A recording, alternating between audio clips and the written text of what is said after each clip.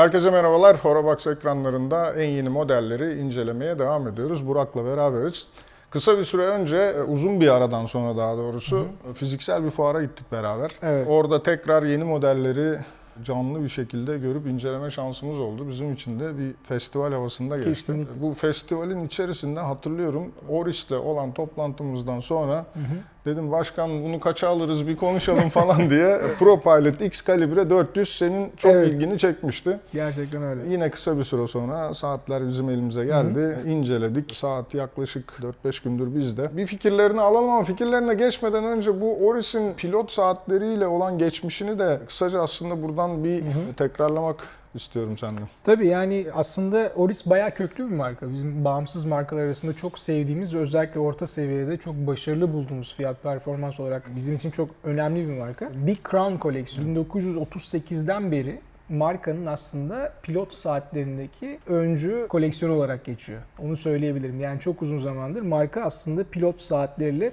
haşır neşir olan bir marka ve bu 2. Dünya Savaşı'nın sonlarına doğru ortaya çıkan Big Crown'la birlikte markanın core collection yani ana ürün grupları arasında yerini alıyor. Bu tasarımın seçilmesi hakkında fikirlerin nedir Burak? Aslında klasik analog pilot saati Serdar senin de bildiğin gibi çok böyle klişe bir tasarım. Bunu kötü manada söylemiyorum kesinlikle ama tasarım dilinin Uzaktan baktığında bu pilot saati diyorsun, o görünürlük, 12'deki Aynen. işaret falan İşte filan. büyük konik kubbe formlu kurma kolu olsun, işte büyük kollar olsun, hatta zımbalı deri kayış olsun. Bunlar hep karşımıza çıkan şeyler. Böyle imza detaylar. İmza pilot detaylar. saatleri. Yani Oris'in bu detayların hiçbirini kullanmayarak özgün bir tasarım yapıp bunu bir pilot saati olarak tanıtması benim hoşuma gitti. Mesela dalgıç segmentinde üretilen ürünler zaman içerisinde bir sürü farklı versiyona kavuşuyor, bir sürü farklı tasarımsal yenilik geçiriyor, teknolojik yenilik geçiriyor ama pilot saati, klasik pilot saati hiç değişmiyor. Arka planda bazı değişen şeyler var belki mekanizma ile, malzeme ile alakalı ama senin de dediğin gibi bakınca çok uzaktan bile bunun bir pilot saati olduğunu anlıyorsun.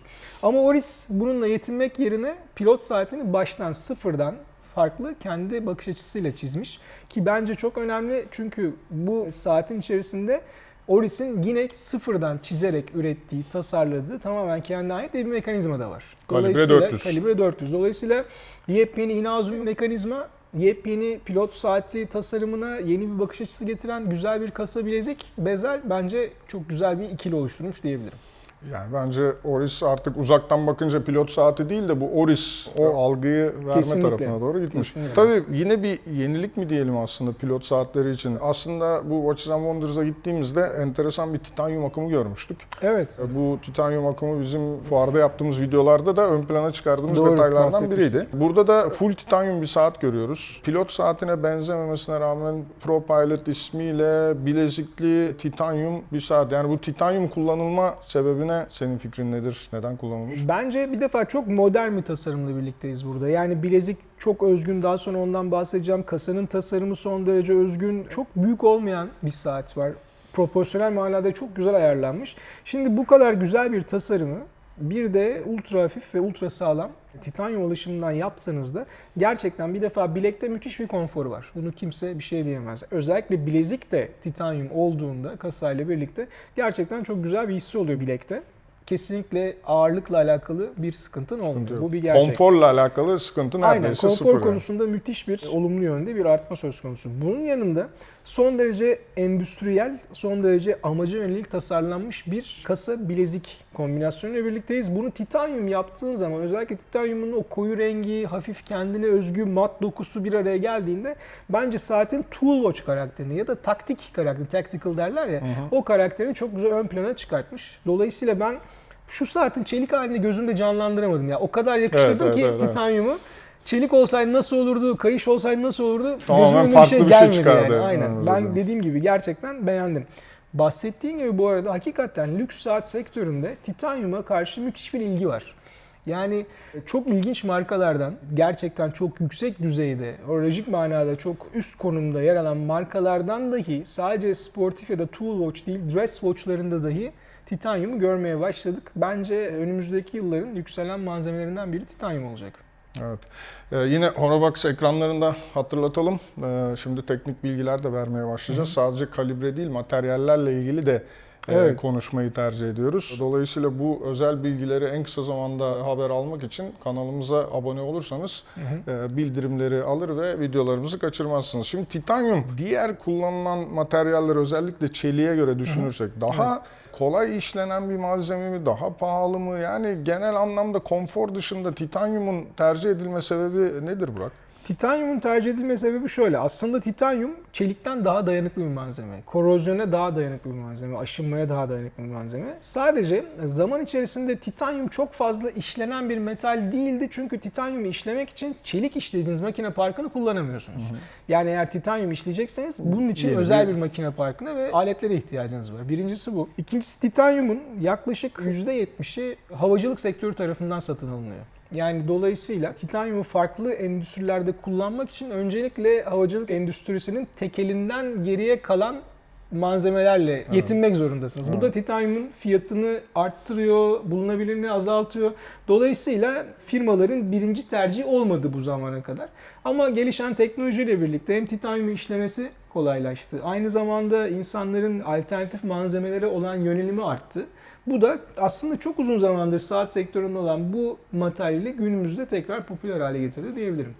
Merak ediyorum, yemek tarifi falan sorsam ona da cevap verebilecek mi? Yani bu bilgi birikimi her yerde bulamazsınız, değerlendirin diye bir tavsiyede bulunuyorum. Peki saatin teknik özelliklerine geçelim Burak. Yani notlarımda o var. Gerçi bir sürü özelliğinden bahsettik saatin ama yani teknik anlamda eklemek istediğin neler var? Bir defa ben saate baktığım zaman klasik bir pilot saati olmadığında hemfikiriz. Ama yine pilot saatine dair detaylar var. Öncelikle bezelden bahsetmek istiyorum. Burada dönen bir türbin motifi kullanılmış. Benim çok hoşuma gitti. Uçak motorlarının ön kısmında bulunan türbini andırıyor dönerken. Bence pilot saatiyle ilgili güzel bir uygulama. Aynı zamanda kurma kolu da aynı şekilde bu türbinin daha az sık çizgilerle işlenmiş hali. Çok güzel hoşuma bir gitti. Görüntü vermiş Kesinlikle. orada. Harmoni içinde Aynen devam öyle. ediyor. 39 milimetrelik bir kasa. Ben zaten küçük saatleri seviyorum. Son zamanlarda da hep bahsediyoruz, bir downsizing mevzusu söz konusu. Kasalar Ben bile 36 milime geçtiysem. yani kasalar küçülüyor gerçekten. Çok kompakt, çok şık bir kasa olmuş. Kasa ufaldığı zaman bilezikle de daha uyumlu oluyor bu arada. Kesinlikle. Sonuç itibariyle bilezikler çünkü çok bir de ufalmıyor. burada tabii bileziğin kasayla olan uyumu Mükemmel. inanılmaz yani. Aynen Mükemmel öyle. ötesi yani. Bu arada 39 mm derken çok küçük olduğunu da kimse düşünmesin. Çünkü şöyle söyleyeyim, bileziğin, daha doğrusu biraz boynuz açıklığının uzun olması, aynı zamanda kübik sert hatlardan oluşan bir kasasının olması nedeniyle kolda küçük durmuyor kesinlikle. Hatta bence 40-41 mm bir saat gibi duruyor. Ama titanyumla birlikte müthiş bir kullanım konforu var. Bilezikten özellikle bahsetmek istiyorum. Hani balık sırtı dediğimiz çok yumuşak şekilde birbirine bağlanmış parçalardan oluşuyor. Bilekte gerçekten çok çok konforlu. Ve tabii burada uçak emniyet kemerlerinin açma mekanizmasından esinlenerek yapılmış ve üzerinde lift yazan bir klipsimiz var. Gerçekten çok güzel. Yani şu ana kadar kimsenin aklına gelmemiş olması da ilginç bu arada. Enteresan. Gerçekten enteresan. O kadar uçağa bindik. Evet. Hiç aklımıza geldi mi bunun bir klipste kullanabileceği? Yani, fasten your seatbelts. Aynen. Tasarım gerçekten böyle bir şey. Bunu çok beğendim. Tabii bunun dışında en çok hoşumuza giden şeylerden bir tanesi de biz saat merakları için in-house kalibreler. Evet. Bu konuya olan bir zaafımız var. Bundan kaçmak mümkün değil yani. Oris özellikle kendi segmenti içerisinde birçok yeniliği çok uygun fiyatlarla, yüksek fiyat performans oranıyla sunabilen bir marka. Ve bu nedenle saat sektöründe çok seviliyor, çok beğeniliyor. Oris'in Kalibre 400'ünü de aynen bu şekilde düşünebiliriz. Geçen sene tasarlanmış bir kalibreydi bu. Daha sonra 401 olarak Small Seconds, küçük saniyeli versiyonu da tasarlandı. Yepyeni bir pilot saatin içinde tamamen Oris tarafından tasarlanmış yepyeni bir kalibre. Otomatik, üstelik 5 gün güç rezervi de var. Bence her şey çok güzel olmuş. Saate baktığında gerçekten Oris'in imzasını her yerde görebileceğin, baştan aşağı yeni, modern, insanın gerçekten ne kadar güzel olmuş diyeceği bir saat. Fiyat etiketinde de Oris'in imzasını görüyor muyuz? Fiyat etiketinde Oris'in imzasını görüyor muyuz sorusu, evet, bunu bekliyordum ondan sonra. Şimdi fiyatların tabii çok yükseldiğinden hep bahsediyoruz. Sadece bizim ülkemizdeki döviz kurunu bir yana bırakıyorum. Saat sektöründe yani de fiyatlar kendi içinde yükseliyor. tabii. Aynen, kendi içinde. Dolayısıyla evet, belki Oris bu fiyat segmentindeki en başarılı fiyat performans açısından alternatif olmayabilir. Ancak kendi segmentinde, yani modern bir pilot saati, ayrıca 5 gün power reserve'lü in-house otomatik kalibre olarak bakıldığında bir benzeri de yok. Yok. Evet. Bunu da söyleyebilirim. Yani sonuç itibariyle siz eğer bu tasarımı beğendiyseniz ve bu tasarımın içinde gelen yeni mekanizmayı da bir şekilde kafanızda rasyonize edebiliyorsanız buna harcayacağınız her kuruş Tabii, gerçekten saati değer. beğendiyseniz fiyatı birbiriyle eşleşiyor. Kesinlikle, Gayet başarılı aynen ama öyle. alternatif peşindeyseniz yukarıda da aşağıda da Pek bir çok sürü şey var. fiyatta farklı alternatifler bulunabiliyor. Doğru. Şimdi ben bu saati alsaydım özellikle değiştirmek istediğim hani tepe ve yanındaki tepe korumaları farklı bir formata getirmek isterdim. Ne yapardım çok iyi bilmiyorum.